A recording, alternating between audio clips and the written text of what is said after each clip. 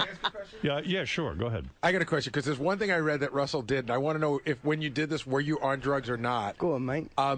Did you, after 9/11, the next day, you came in dressed as Osama bin Laden? Yeah, I was on crack then, mate. Were you? Yeah, so don't carve me up for that. I was on crack, and also it's just because everything was going so mad. I just thought, sort of blew me away a little bit. You were working that at was MTV irresponsible. at the time. You were on crack, and it was the day after 9/11. Yeah, it was. And so you dressed up as Osama bin Laden. Yeah, that was very, very. I didn't mean no disrespect to anyone, but I was on crack, and it was just like everything was going a bit hectic. And I took my drug dealer to work that day as well, and he was there in the building with me. It was a lot of madness. Did you get fired for that? Yeah, oh, you I did. They lost sacked your me. job at, so yeah, I paid the price. You've already paid for that. You know, in a way, they encouraged you to be outrageous, and then you were outrageous, and they fired you. Go on, go crazy. Not that crazy. Get out. Right. Yeah. That's the problem I have. That's the game. That's not fair to someone who you encourage to be wild. Yeah, they mislead you. They laugh at you, and then once some glass gets broken, where are they? Well, do you think you know the boundaries now? Do you think you know how to play within a certain, or you're likely to do this again? I want to be successful because I've got ambitions and all that sort of stuff, but I don't want to compromise so that there's no point in doing it anymore. So I'm not myself no more.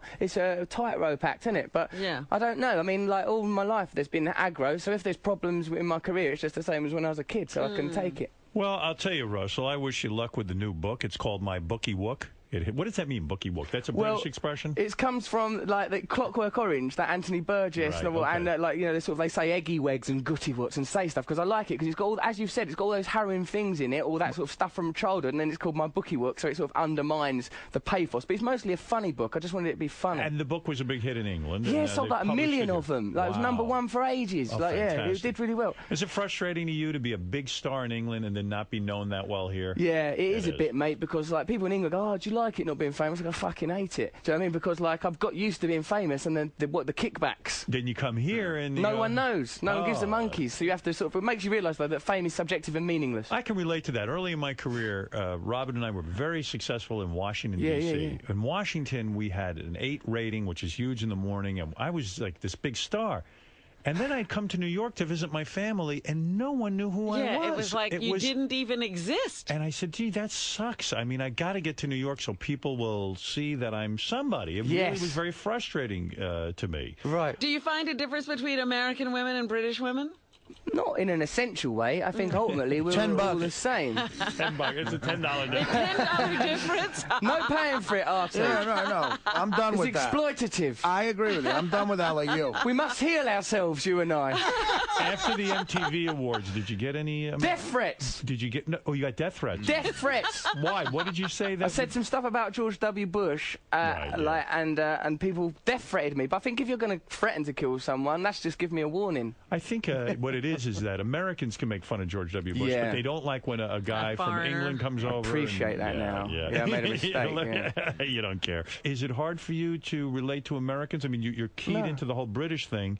Is it hard to come over here and translate? I don't think so, because I think things that are really funny are universal. Of course, there's different cultural references, but no, it isn't. It works out fine. And no one has problems understanding you. Nah. Because, because I go into an archaic Victorian, oh, hello, darling, nice to see you, you know, sort of going to Dickensian language. People like it. How long is your show? An hour? Hour and a half. Hour and a half. You get up there, you talk, you got the microphone, and you let it go. Tell some stories that's prepared, and then improvise as well, and see how it goes, you know. Very good. And you like this stand-up thing? I live for it. It's my life. You love it? Because you hear so many stand-up comedians go, oh, it's torture. I hate it. I got to get me off the road. I want to be something else. I want to be a...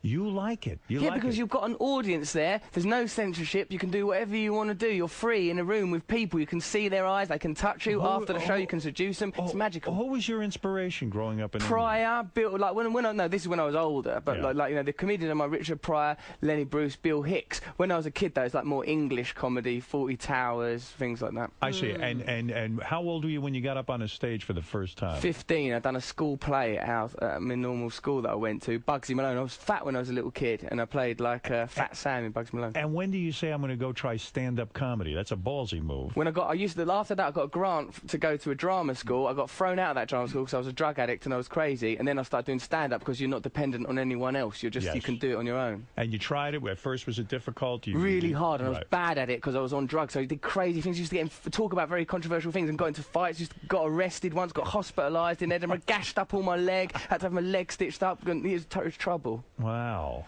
And you're not banging anyone here in America right now? Well, yeah, I am. Actually, as a matter of fact, some really beautiful people. And you went to rehab not only for drugs, but for sex addiction. That's a different world.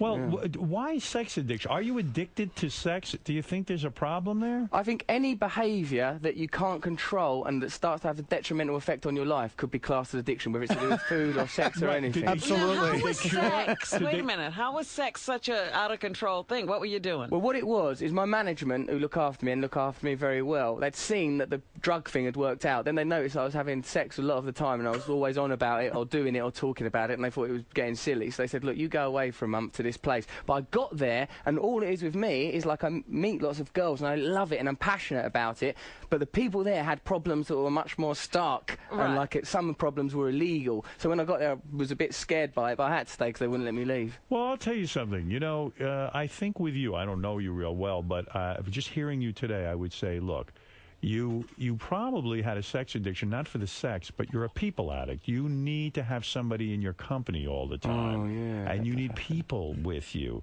And not necessarily it's about the sex. It needs you, they actually make you feel good. They make you feel validated, right? Close, Something like that? Maybe it it's sounds to do like with that. Yeah. All right, listen, what the hell do I know? That's too heavy. Don't end the interview on that. End on a high note. A high note? Well, something jolly. All we've done is... Because otherwise I'm going to think about, there's been too much therapy. Ken, you're on the air. Determine what the problem is. We haven't found a solution. There's been no solution. Do they have a lot of... who else is in sex rehab? I would imagine you don't know sex rehab is these pedophiles, these guys who go away and they like little children. There was there was a fella there who had married a 15-year-old. There was lots of crazy stuff going there. I found it very hard to sleep at night. I was listening to the floorboards the whole time. I thought I'm going to hear people creeping around. It was an edgy experience, very edgy. Absolutely. Wow. What you described is so true. I mean, and do you make friends with these pedophiles? Well, what's difficult is they're sort of quite nice when you know it. Yeah, they're probably charming. If you're not a little kid, it ain't a problem if someone's a pedophile. You're out of their remit, do you know what I mean? You're an adult. They weren't interested in you. They left me well alone. I mean, I dressed up in pigtails, I tried everything. Gingham frocks. Are there women in the sex rehab with you as well? There was one, she didn't last long, poor cow. Yeah, right. Must have been murder, all that attention.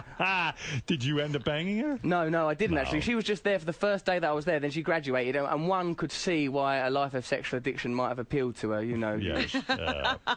Well, has your outlook on sex changed since you went to sexual rehab? Do you try to stay in a loving relationship? No, he doesn't. No. I don't try to stay in a loving relationship. So you're still a sex addict? Well, what I try and think is put other things in my life first. Don't do things that are detrimental to myself or others that upset people. Certainly wouldn't consider paying for sex and all those kind of things. You know, that's what. Do you wear rubber when you have sex with women, or do you just can't handle that? No, I generally speaking really try. Safe sex, I think, is very, very important, particularly when the figures start getting up there. I think you've got a responsibility to others. With the hookers, yeah. But have you ever gotten a girl pregnant? Have you ever had a kid? I have no children. No children. That's a miracle. No children. That's a miracle. Maybe there's something wrong. Hey! That's not on, Robin. I reckon my sperm could drill through that glass. Yes, Ken, go ahead. Russell, I never heard of you before, but you're one interesting motherfucker. Thanks, Ken. You seem like a nice man. This is one of Howard's best interviews. I mean, I'm going to watch. Anyway. This is the beginning of Russell's ascent into American pop culture. We're the start. I think we just... Do you think so? Well, look what Ken just said. Ken said I'm a lovely motherfucker. Ken said he didn't give a shit about you. Now he cares about you. Is Ken you're interesting, man. This was one of the most interesting pieces of radio in a long time, and I love this show. So, welcome, thanks, man. Ken. Well, that's hey, an honor. that speaks well, and believe me, I'm telling you, if you can win over my audience, you're well on your way. Wicked. Now, let me ask you something. You're aware of the Howard Stern show over in London. Yeah, what did you think? Did you ever get copies, or what did you do? I watched that movie. Everyone's aware of this show because it's like an iconic show. And also, when I would sometimes get thrown off of the radio, they'd say he's like the British Howard Stern. Right. Yeah, well, always when they're getting thrown off. Well, Russell, you'll be happy to know I'm insane. Oh, that's lovely. That's comforting. All right, Russell Brand's book, My Bookie Wook, hits stores today. I will have to read this book. Yes. Quick question. You threw off an Anthony Burgess reference. Yes, mate. Quick. Clockwork Orange. That was a great reference, man, and that should be expanded maybe in a future interview again. All right, yeah, we'll talk about literature if I ever come back. How tall are you, Russell? I'm 6'2", Howard. 6'2". Robin, I think, is quite taken with you. Are you? Well, you're cute. Well, that sounded dismissive, and I'm looking for love. No, you're not. I am in all the wrong places. You would do Robin, would you? Have you ever had a black Robin's woman? good. Yeah, loads. There are loads of black women. Because I live in London, and because I like flesh also. Yes. Voluptuous people, curvy people, people that are vivacious and brimming with life. Well, what do you think, Rob? Did you guys hook up or what? What do you think? Look, don't try to match me up here on the show. You know, like in Midnight Express when she pushes her boobs against that glass. Will you do that, Robin? Oh, go on. Oh, she does that for all the guests. Pleasure to meet you. You too. And great having you here. And I want to thank you. So much. And come back and see us again. That's very kind of you. All right, Russell Brand, everyone.